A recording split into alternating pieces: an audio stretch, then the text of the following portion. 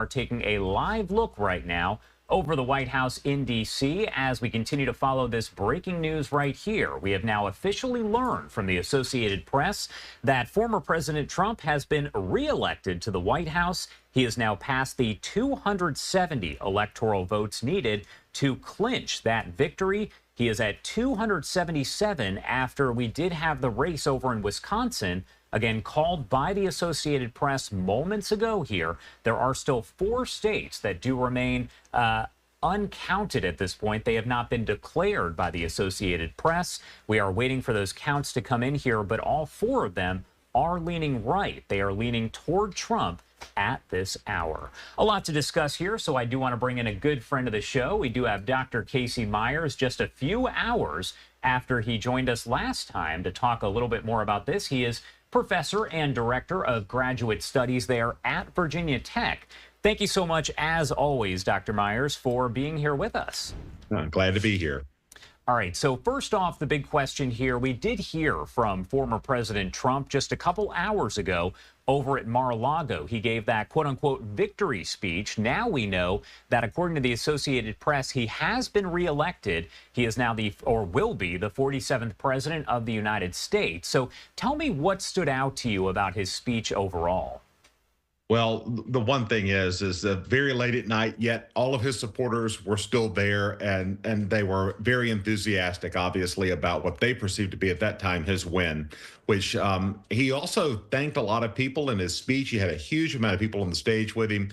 And then he also outlined a kind of a vision, a rough vision of what he thought his kind of view of America would be underneath his administration. And he talked about making America great again, his campaign slogan and theme, and also talked about going back to the White House to kind of re-energize America, and then the achievements that he hoped to obtain. So it was a positive speech. It was a speech. It was a victory speech, but it was not one that was full of any kind of vitriol or anything. If anything, I think the speech was about moving forward and ultimately bringing people together.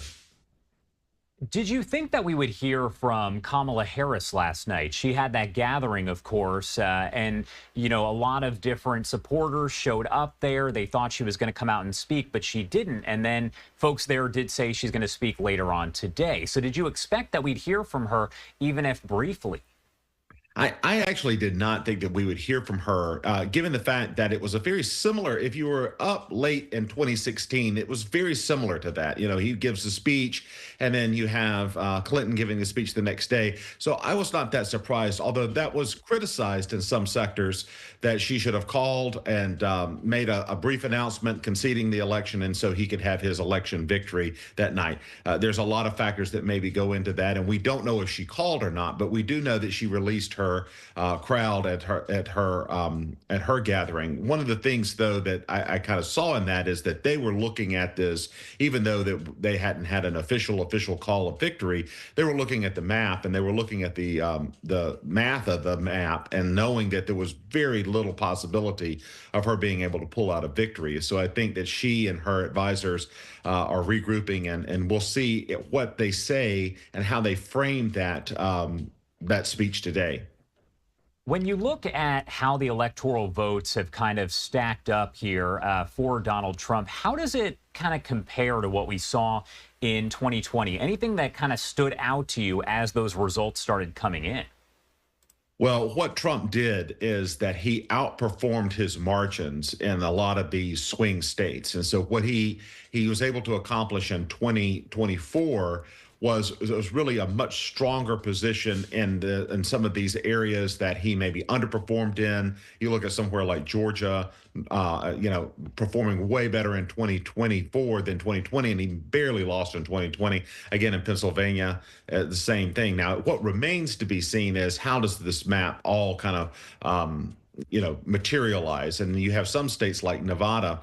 If he wins Nevada, that would be just a pure flip, because that went for Democrats in 2016 and 2020. So again, there's kind of more to be seen here, but it's really a map about margins and outperformance. On the Harris side, what you saw was an inability to put together the Biden coalition. So the Biden coalition was this group of people, and that included some Republicans, to vote for him in 2020, and that's how he was able to defeat Trump. Harris needed to be able to do that, and kind of hoped as well that Trump wouldn't be able to go and kind of boost his support in some of these key battleground states. And so that's what kind of the results are, as in terms of the kind of the reflecting of the strategies of the campaign. There are a lot of political experts who we've spoken to, others have spoken to, who said there is absolutely no way that this race will be called either tonight or tomorrow morning. Where do you kind of stand on that now that we know the Associated Press calling the race maybe 12 hours after the first polls started to close? Well, one of the interesting things I would say that my personal opinion is that I did not think it would be called the night of, and I thought that we would still be a few days in before we knew the results, and we may be a few days in before we know the total result of everything, or of every ballot that's counted. But I am surprised in the sense that it was called quickly. We do know a winner the next morning. And I think that's because just looking at the maps, looking at the votes that were coming in, and it's not as razor thin maybe in some of these swing states as we thought, because we were looking at polling that was showing dead heat margin of error races. And so in those circumstances, you could have a handful of votes really deciding the election. And there was a question of like, is this going to boil down to like one precinct in one county somewhere in Pennsylvania deciding the election? And that was a real discussion point, but ultimately that didn't happen. So again, I think the big kind of surprise is how soon we've heard. And also another surprise is just looking at the popular vote as well. What is that going to end up being? And is that going to be a Trump victory as well? What does it say to you from a political standpoint when you take a closer look at states like Pennsylvania, who have a Democratic governor, and then you see it go red as they vote? What does that say to you overall about the political climate? Does it say anything to you at all? I think that what it says is that when you're looking at the 2024 race, and you got to look at the top of the ticket, Harris was not able to resonate with voters in the way she needed to. And I think that there was a lot of reasons for that. And there's going to be a lot of discussion over the next, month, several months, maybe a year, about what went wrong in 2024 for the Democrats. And I think one of the things that went wrong is that she really wasn't able to articulate a message that differentiated her from Biden, who was deeply unpopular, who had deep unfavorable ratings.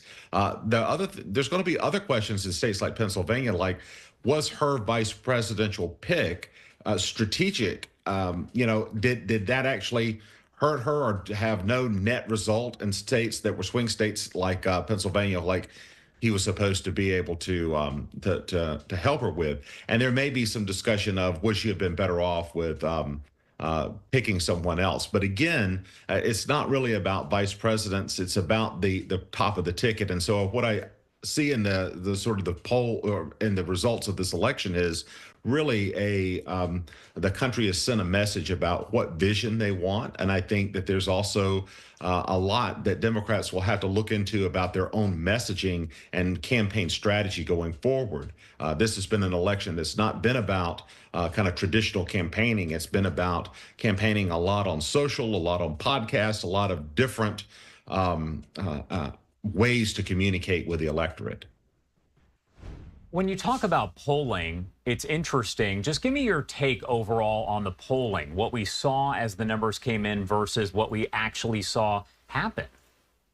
So on the polls, what we saw pre-election night was a very razor-thin margin of error in a lot of states. And so I think that what the polls were right about was Harris cannot take this for granted. And so that was a kind of a difference from 2016, where people were really shocked with a Trump upset because the polls were showing Clinton way ahead. So again, it was kind of managed expectations on how Harris would perform. What I think the polls got wrong is is that they didn't really anticipate on the swing states Trump carrying all of them. And I think a lot of people that were looking at the election were saying, well, he's going to be able to perform well in a place like Georgia, and he might could win one of these three states like Wisconsin, Michigan, Pennsylvania. There was a question of maybe he could win Nevada. And again, what we're seeing now, the way that the ballots kind of shaped up, is winning some of these states, leading in some of these states that have yet to be called. So I think that's one of the kind of surprises that we've seen from this election in terms of just the results versus the polls. But again, looking at those margins and how well he does and how he overperforms in some of these areas, that'll be very interesting to see and kind of match up with those polling numbers. It may suggest a kind of political realignment within this country around who is identifying as a Republican. Something else that's interesting, so many people pay very close attention, and rightfully so, to the presidential election and how that pans out. But one other thing that a lot of folks are watching are the congressional elections. We did see the Senate flip from Democrat to Republican controlled. So I did want to kind of get your take on that overall. What does that say to you? Well, that's very interesting, and that shows about the down ballot resonance of the message. So when you have a president that's running, for office, that message resonates down ballot on the same party. So if you like Trump's message, maybe you're going to vote for a Republican for the Senate and a Republican for the House. Now, we knew just the way that the map was configured for the Senate that there was a Republican advantage, and we knew that there were two very vulnerable Democrats that were in very red states. That's West Virginia and Montana. So there was a lot of speculation the Senate would flip Republican. There'd be a narrow Republican majority, like 51-49. What we've seen, though, is other Senate races become very competitive where there were Democrats that seemed to be much stronger than they actually were. And so what's happened in that is really kind of looking at, okay, what is the majority, the Republican majority in the Senate going to be, and how strong is it going to be? That's going to have a lot of implications for Trump in his first term, particularly in cabinet confirmation hearings. Now, the House remains to be seen, but it would serve to reason that if you see a presidency that has won a lot of these competitive swing states, you have a popular vote that's very high, that could resonate down ballot to these House congressional races. Now, again, a lot of that has to do with how the district is drawn and who's the incumbent and other factors. But again, it serves to reason that we may be seeing a Republican Congress in both the House and the Senate with a Republican president. And that's going to be a very kind of different first 2 years of the Trump administration. Is that something overall that is different from, and you kind of touched on this, but different from what we've seen in past times? I mean, we're talking about the possibility of, the House, the Senate, and the presidency all being Republican. It is not unusual to have the House, Senate, and the president all be one party when there is a non-incumbent president running and they win.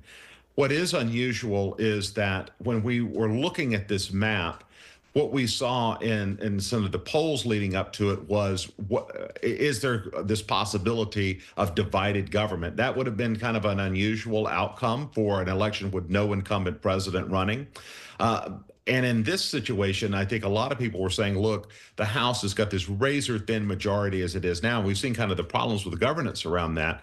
But given the fact that Trump performed so well, and given that the Senate has put a lot of these races that were really thought to be non-competitive into a competitive category, whether or not the Republican ultimately wins or not remains to be seen in some of them.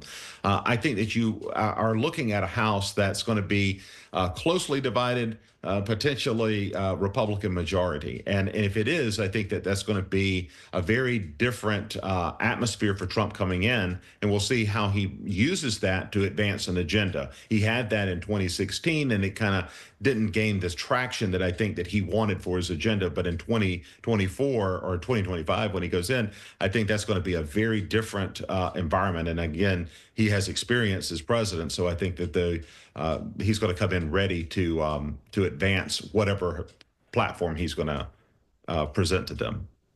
All right, Dr. Cayce Myers, one of my favorite guests. Thank you so much for taking the time to join us here. Anything else you want to add about any of this before I let you go? It's just an interesting election season, and we're going to hear a lot about what happened with Harris's campaign and what she should have done. But again, momentum was in Trump's favor. All right. Thank you again for being here with us. I really appreciate it. Thank you.